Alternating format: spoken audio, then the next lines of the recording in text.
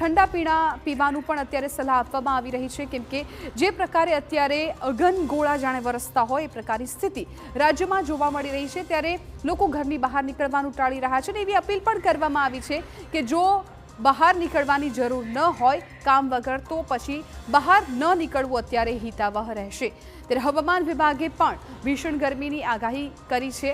અત્યારે રાજ્યમાં પ્રચંડ ગરમીની આગાહી કરવામાં આવી છે। એ આગાહી શું છે પણ જણાવે।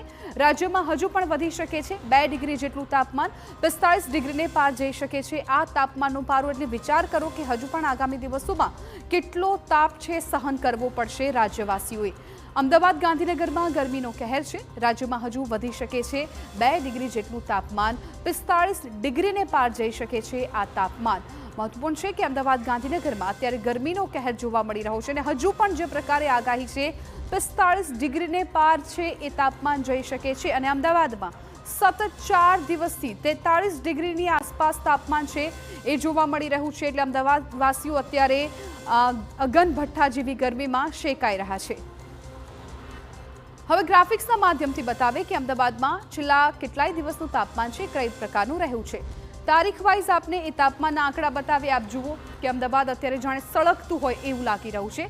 5 મેની વાત કરવામાં આવે તો 39.4 ડિગ્રી તાપમાન છે જોવા મળ્યું હતું।